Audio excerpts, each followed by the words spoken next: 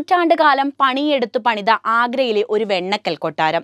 തെറ്റിദ്ധരിക്കരുത്, ഇത് താജ്മഹൽ അല്ല. ആഗ്ര എന്ന് പറയുമ്പോൾ തന്നെ നമ്മുടെ മനസ്സിലേക്ക് എത്തുന്ന ചിത്രമാണല്ലോ യമുനാ നദിയുടെ കരയിൽ സ്ഥിതി ചെയ്യുന്ന മുഗൾ സാമ്രാജ്യ കാലത്തിന്റെ പ്രതാപത്തിന്റെ അടയാളമായ താജ്മഹൽ. എന്നാൽ താജ്മഹലിൽ നിന്നും 12 കിലോമീറ്റർ മാറി സഞ്ചരിച്ചാൽ ഈ ആത്മീയ കേന്ദ്രത്തിലെത്താം. ആ നിർമ്മിതിയെക്കുറിച്ചാണ് ഇന്ന് പറയുന്നത്. അതിനു മുൻപ് ഒരു ചോദ്യം, നിങ്ങൾ ആഗ്രയിൽ പോയിട്ടുണ്ടോ? അവിടെ നിങ്ങൾക്ക് ഇഷ്ടമായത് എന്താണ്? എന്തായാലും കമന്റ് ചെയ്യൂ. അപ്പോൾ നമുക്ക് നേരെ വീഡിയോയിലേക്ക് പോകാം. ഷാജഹാൻ തന്റെ പ്രിയപത്നി മുംതാസ് മഹലിന്റെ സ്മരണയ്ക്കായി 2 ദശാബ്ദമെടുത്ത് ആഗ്രയിൽ യമുനാ നദിക്കരയിൽ പണി കഴിപ്പിച്ച താജ്മഹലിന് ആരാധകരേറെയാണ്. പ്രണയ സൗധം എന്നറിയപ്പെടുന്ന ഈ വെണ്ണക്കൽ കൊട്ടാരത്തിന് മുന്നിലെത്താൻ കൊതിക്കാത്തവർ ആരാണല്ലേ ഉണ്ടാകുക? ലോകാത്ഭുതങ്ങളിൽ ഒന്നുകൂടിയായ താജ്മഹലിന്റെ മാസ്മരികത മത്തുപിടിപ്പിക്കുന്ന സഞ്ചാരികളിൽ ചിലർ മറ്റൊരു മാർബിൾ നിർമ്മിതിക്കരികിലേക്ക് പോകാറുണ്ട്. പ്രണയത്തിന്റെ സൗധത്തിൽ നിന്നിറങ്ങി അവരെത്തുന്നത് ആത്മീയതയുടെ കേന്ദ്രത്തിലേക്കാണ്. ആഗ്രയുടെ മണ്ണിൽ സഞ്ചാരികളുടെ ഹൃദയം കീഴടക്കി കഴിഞ്ഞ മറ്റൊരു മാർബിൾ നിർമ്മിതി സ്ഥിതി ചെയ്യുന്നു. അതിന്റെ പേരാണ് സ്വാമി ബാഗ് സമാധ്. താജ്മഹലിൽ നിന്ന് 12 കിലോമീറ്റർ അകലെ സ്വാമി ബാഗിലെ രാധസ്വാമി വിഭാഗത്തിന്റെ സ്ഥാപകന് വേണ്ടി പണി കഴിപ്പിച്ച സ്മാരകമാണ് മുഗൾ കാലഘട്ടത്തിലെ സ്മാരകങ്ങൾക്ക് പേരുകേട്ട ആഗ്രയിൽ കലാപരമായ വൈദഗ്ധ്യം കൊണ്ടും വാസ്തുവിദ്യാ വൈഭവം കൊണ്ടും സഞ്ചാരികളെ ആകർഷിക്കുന്ന മറ്റൊരു കേന്ദ്രം. 17-ാം നൂറ്റാണ്ടിൽ ആയിരക്കണക്കിന് കരകൗശല വിദഗ്ധരുടെ അധ്വാനത്താൽ 22 വർഷം കൊണ്ടാണ് താജ്മഹലിന്റെ നിർമ്മാണം പൂർത്തീകരിച്ചതെങ്കിൽ 104 വർഷങ്ങളെടുത്താണ് സ്വാമി ബാഗ് സമാധിന്റെ നിർമ്മാണം പൂർത്തീകരിച്ചിട്ടുള്ളത്. ഒരു നൂറ്റാണ്ടെടുത്ത് നിർമ്മാണം പൂർത്തീകരിച്ച ഈ വെണ്ണക്കൽ നിർമ്മിതി തേടിയെത്തുന്നത് അല്പസ്വല്പം ആത്മീയതയോട് താല്പര്യം തോന്നുന്നവർ മാത്രമാണ്.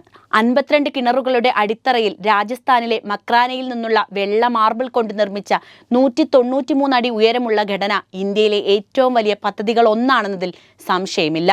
കെട്ടിടത്തിന്റെ വാസ്തുവിദ്യ രൂപകൽപ്പന ആധുനികമോ പരമ്പരാഗതമോ ആയ ഒരു പ്രത്യേക ശൈലിയുമായി പൊരുത്തപ്പെടുന്നതല്ല. എന്നിരുന്നാലും ഇത് പ്രധാനമായും പൗരസ്ത്യ വാസ്തുവിദ്യ രൂപകൽപ്പനയാണെന്നാണ് വിലയിരുത്തുന്നത്. വൈവിധ്യമാർന്ന ശൈലികൾ സമന്വയിപ്പിച്ചാണ് ഇതിന്റെ നിർമ്മാണം പൂർത്തീകരിച്ചിട്ടുള്ളത്. പരമപുരുഷ് പുരൻധനി സ്വാമിജിയാണ് രാധാസ്വാമി മഠത്തിന്റെ സ്ഥാപകൻ. ആഗ്രയിലെ ദയാൽ ബാഗ് ഏരിയയിലെ സ്വാമി ബാഗ് കോളനിയിലാണ് ഇത് സ്ഥിതി ചെയ്യുന്നത്. അചഞ്ചലമായ വിശ്വാസത്തിന്റെയും തീക്ഷ്ണതയുടെയും അർപ്പണബോധത്തിന്റെയും തെളിവാണ് ഈ നിർമ്മാണം എന്നാണ് വിശ്വസിക്കുന്നത്. ഉത്തർപ്രദേശ്, പഞ്ചാബ്, കർണാടക തുടങ്ങിയ സംസ്ഥാനങ്ങളിലും വിദേശ രാജ്യങ്ങളിൽ നിന്നും ദശലക്ഷക്കണക്കിന് വിശ്വാസികൾ ഇവിടെ എത്താറുണ്ട്. വിവിധ സംസ്ഥാനങ്ങളിൽ നിന്നും ആരാധകർ ഇങ്ങോട്ടെത്തുന്നു എന്നതാണ് പ്രത്യേകത. 1904 അലഹബാദിൽ നിന്നുള്ള ഒരു വാസ്തുശില്പിയുടെ നേതൃത്വത്തിലാണ് പുതിയ രൂപകൽപ്പനയുടെ ജോലികൾ ആരംഭിച്ചത്. ചില സാങ്കേതിക പ്രശ്നങ്ങൾ വന്നതോടെ ഏതാനും വർഷത്തേക്ക് ജോലി നിർത്തിവെക്കേണ്ടതായി വന്നു. 1922 ആയതോടുകൂടി നിർമ്മാണ പ്രവർത്തനങ്ങൾ വീണ്ടും പുനരാരംഭിച്ചു. താജ്മഹലിനേക്കാൾ ഉയരമുള്ളതാണ് ഈ വെണ്ണക്കൽ കൊട്ടാരം. 31.4 അടി ഉയരമുള്ള സ്വർണം പൂശിയ ഗോപുരാഗ്രം. ഡൽഹിയിൽ നിന്ന് പ്രത്യേകമായി കൊണ്ടുവന്ന ക്രെയിൻ ഉപയോഗിച്ചാണ് ഇത് സ്ഥാപിച്ചിട്ടുള്ളത്. ഒരു നൂറ്റാണ്ടെടുത്താണ് ഈ നിർമ്മിതി പൂർത്തിയാക്കിയതെന്ന് പറഞ്ഞല്ലോ. എന്തുകൊണ്ടായിരിക്കും അങ്ങനെ സംഭവിച്ചതെന്ന ചോദ്യം വന്നേക്കാം. മാർബിൾ കല്ലുകളുടെ അഭാവമായിരുന്നു ഇതിന് പിന്നിലെ കാരണം. ആവശ്യമുള്ള വലിപ്പത്തിൽ മാർബിൾ കല്ലുകൾ കണ്ടെത്താൻ കഴിയാതിരുന്നത് കൊണ്ടാണ് നിർമ്മാണത്തിന് വർഷങ്ങളെടുത്തത്.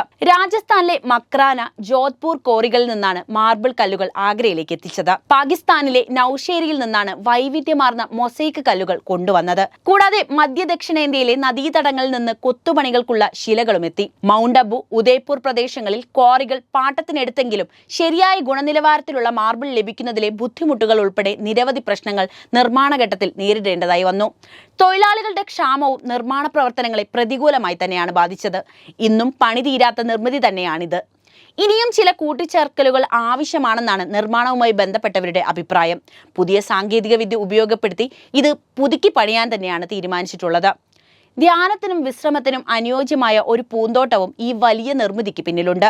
ആത്മീയതയുടെയും കലാപരമായ വൈദഗ്ധ്യത്തിന്റെയും അടയാളപ്പെടുത്തലായ വിപുലമായ കൊത്തുപണികളാൽ സമ്പുഷ്ടമാണ് ഈ ഇടം. ദിവസവും രാവിലെ 6 മണി മുതൽ വൈകിട്ട് 6 മണി വരെയാണ് ഇവിടെ സന്ദർശനത്തിന് അനുമതി നൽകിയിട്ടുള്ളത്. ശാന്തസുന്ദരമായ ഈ സൗധം ഫോട്ടോയിൽ പകർത്താമെന്ന് കരുതുന്നുവെങ്കിൽ അത് നടക്കില്ല. കാരണം ഫോട്ടോ പകർത്തുന്നതിന് ഇവിടെ അനുവാദമില്ല. വേനൽക്കാലത്ത് ആഗ്രയിൽ ചൂട് കഠിനമായതിനാൽ മഞ്ഞുകാലത്തോ മൺസൂണിലോ ആഗ്രയും സ്വാമി ബാഗ് സമാധും സന്ദർശിക്കുന്നതാണ് ഉത്തമം. ജൂണായി തുടങ്ങിയല്ലോ. ഉത്തരേന്ത്യയിലേക്ക് ഒരു യാത്ര പ്ലാൻ ചെയ്യുന്നുണ്ടെങ്കിൽ തീർച്ചയായും കണ്ടിരിക്കേണ്ട ഒരിടം കൂടിയാണ് സ്വാമി ബാഗ് സമാധ്. ഇതുമായി ബന്ധപ്പെട്ട നിങ്ങളുടെ അഭിപ്രായം എന്തുതന്നെയായാലും കമന്റ് ബോക്സിൽ എഴുതൂ. വീഡിയോ ഇഷ്ടപ്പെട്ടാൽ ലൈക്ക് ചെയ്യാനും ഷെയർ ചെയ്യാനും ശ്രദ്ധിക്കുമല്ലോ.